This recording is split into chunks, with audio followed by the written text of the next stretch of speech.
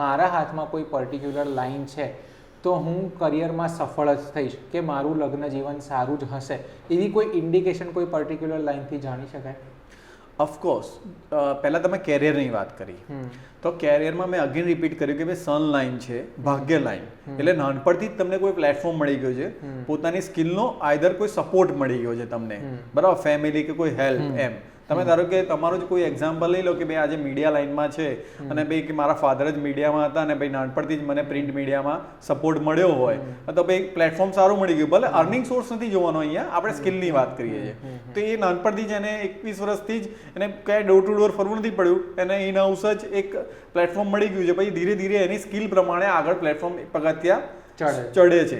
કોઈ સ્વિમર હોય, ધારો કે તો એના ફાધર સ્વિમિંગ શીખવાડતા હોય તો એ નાનપણથી જ એને કોઈ પ્લેટફોર્મ શોધવા જરૂર નથી પડ્યું, તો એવી રીતના એટલે એક ઈઝી શરૂઆત મળી જાય, ઈઝી શરૂઆત ભાગ્યથી, એટલે ભાગ્યનો સાથ છે, ભાગ્ય લાઈન એટલે ભાગ્યનો સપોર્ટ છે. એને સન લાઈન છે, સૂર્ય એટલે પેલું જશ રેખા આપણે જેને કહેવાય, ઓછી મહેનતે ઘણી બધી સફળતા, તો સૂર્યની લાઈન છે જે આપણે સન લાઈન મેં અગેન રિપીટ કરીએ, એટલે એવા બધા ઘણા બધા ત્રિકોણ હોય એની પર, તો પણ એ સારું એક ફળ આપે છે. એટલે ઘણા બધા ઇન્ડિકેશન એવા સિમ્બોલ્સ છે જેનાથી આપણે ઇન્ડિકેટ કરી શકીએ કે એનું કેરિયર સારું હશે. હવે અગેન હું અહીંયા રિપીટ કરીશ, મેરેજની જ્યારે પણ વાત આવે છે ત્યારે બે પક્ષની વાત આવે છે, એટલે બંનેના પામ જોવા બહુ અગત્યના છે. અહીંયા આપણે બહુ મોટી ભૂલ કરી રહ્યા છે, જે આપણે હોય છે કે ભાઈ એકની પામમાં સાઇન સારી છે પણ બીજાની નથી, તો કદાચ આગળ જતા કંઈ પ્રોબ્લેમ થઈ શકે છે, તો એ પ્રોબ્લેમને સંભાળી નહીં શકે તો લગ્ન જીવન તકલીફમાં આવી શકે છે.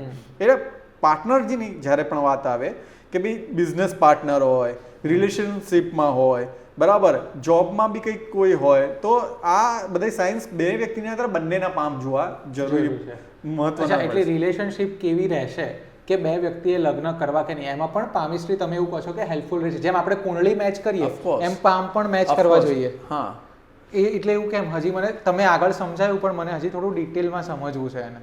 હું તમને એ જ કહું છું કે ભાઈ તમે કોઈ બી એક વ્યક્તિનો તમારો જ હાથ તમે બતાવ્યો, હવે તમારી ફિયોન્સે હોય એનો હાથ હું નથી જોતો તો તમારું જ એકલાનું જજમેન્ટ આપીશ ને. હા, તમે સમજો, એટલે વન સાઇડેડ સ્ટોરી ખબર છે, સેકન્ડ સ્ટોરી નથી ખબર પડતી. ધારો કે તમે તમારો જ હાથ બતાવો મને અત્યારે, જસ્ટ ફોર એક્ઝામ્પલ કે ભાઈ તમારો અહીંયા બુધ તરફની બ્રેન લાઈન જઈ રહી છે, તો તમે થોડું લોજિકલ પણ તમારો થોડો ચંદ્ર તરફ ઢોળાવો છે, તો તમે ઇમોશનલ થોડા વધારે હશો, નો ડાઉટ. તમે પ્રેક્ટિકલ તો છો પણ ઇમોશનલ થોડા જતા રહેશો. હવે સેમ સ્ટ્રેટ અહીંયા ધારો કે બુધ તરફ હશે તો એ પ્રેક્ટિકલ વધુ વિચારશે, ઇમોશનલી છેલ્લે મારી નાખશે એની ફિલિંગ્સને. એટલે આ બધા ઘણા બધા ફેક્ટર્સને જોઈને આપણે પ્રિડિક્શન કરવાના હોય છે. હવે આ હસ્તરેખા વિજ્ઞાનનો ઉપયોગ રિલેશનશિપમાં થઈ શકે એવું કીધું તમે, કરિયર ડિસાઇડ કરવામાં થઈ શકે, એટલે પ્રોપર આ કેટલું બ્રોડ છે. અને અત્યારે આપણે માત્ર એવી રીતે જોઈએ છે કે કોઈને પોતાનું ભવિષ્ય દર્શાવવું હોય કે જાણવું હોય કે મારી સાથે આગળ શું થવાનું છે, એમાં જ ઉપયોગમાં લઈ શકે, પણ આનાથી આપણે આપણી લાઈફને કેટલી સારી રીતે શેપ કરી શકીએ. એટલે આની અંદર આપણે ઓફકોર્સ કે જેમ ફોરેન્સિક, મેં તમને કીધું ફોરેન્સિક સાયન્સ છે જે આપણું, એમાં ફિંગરપ્રિન્ટ એક્સપર્ટ્સને આપણે જોઈએ છે, જે એમાં આર્ચ, ડેલ્ટા, વર્લ, લૂપ એ બધું ચેક કરતા હોય છે. તો આની અંદર હું અત્યારે રિસર્ચ કરી રહ્યો છું કે ભાઈ ઇન્ડિપેન્ડન્ટ વર્ક કરી શકશે, એનો વિલ પાવર કેવો છે, બરાબર, એની સાયકોલોજી કઈ કઈ ફેક્ટરમાં કામ કરી રહી છે, ઇન્ડિપેન્ડન્ટ વર્કિંગ છે કે નહીં, એક્ટિવ કિલર છે, ઇમોશનલી કેટલો છે, બરાબર, પછી એગ્રેશન કેવું છે, એક્ટિવ કિલર છે કે નહીં, પેસિવ કિલર છે કે નહીં, એ ઘણા બધા પોઈન્ટ્સને આપણે અહીંયા ઝીણવટપૂર્વકથી આપણે એને મેઝરમેન્ટ કરી શકીએ છીએ, પણ એના પર હું અત્યારે રિસર્ચ કરી રહ્યો છું. ઓકે, એટલે આ ઘણી બધી વસ્તુઓ બહાર આવી શકે છે. તમે મને ઓફ ધ કેમેરા આપણે ડિસ્કશન કરતા ત્યારે એવું પણ કીધું કે જો મારે કોઈ વ્યક્તિને મારી ટીમમાં હાયર કરવા હોય તો જેમ આપણે રિઝ્યુમ જોતા હોઈએ છીએ એમ એનો હાથ પણ જોઈને એના વિશે જાણી શકાય. હા, હાથ જોઈને પણ જાણી શકાય. એટલે અમુક એવી સાયન્સ છે તો આપણે કહી શકીએ છીએ કે ભાઈ આ લાલચુ છે, સેલ્ફ ઓરિએન્ટેડ છે, પછી આ વિશ્વાસુ નથી.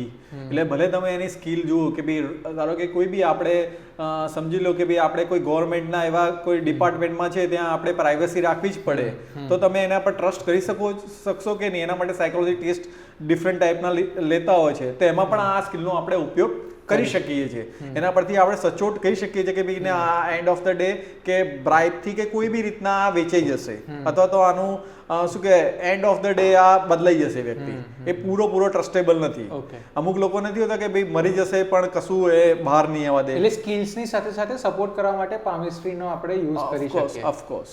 ઓકે, હજી એક વસ્તુ મારે સમજવી છે કે કોઈ વ્યક્તિનો નેચર કેવો છે એ કઈ રીતે પામેસ્ટ્રીથી જાણી શકાય? હું તમને સીધી ભાષામાં કહું કે ભાઈ તમારો આપણે હાથ મિલાવીએ જસ્ટ, હવે ધારો કે મેં આમ જોયું તો ભાઈ આ તમને દેખાય છે કેમેરામાં આપણે કે લાલાશ પડતો હતો, થોડી ગુલાબીસ છે, એટલે આ સેન્સિટિવ વ્યક્તિ છે. ઓકે, હવે આ વસ્તુ પીડાશ પડતો હોય તો સેલ્ફ ઓરિએન્ટેડ હોય. આ જસ્ટ મેં તમને નોર્મલ ઓબ્ઝર્વેશન નોર્મલ ટ્રીક કીધી. તમે તમારી રીતના બી જોઈ શકશો. એના પરથી આપણે કહીએ કે હિમોગ્લોબિન બી વધારે હશે એમ વ્યક્તિમાં, બરાબર. એ થોડો સોફ્ટ ઓરિએન્ટેડ હશે. જેટલી સોફ્ટ સ્કિન હશે ને એટલો સોફ્ટ હશે, જેટલી હાર્ડ સ્કિન હશે ને એટલે વ્યક્તિ હાર્ડ હશે. હવે આનું ઊંધું તમે લઈ લો કે જો સ્ત્રી ફિમેલનો તમે જ્યારે પામ ચેક કરતા હોય અને હાર્ડ જોવા મળે તો એનામાં પુરુષ તત્વ વધારે છે.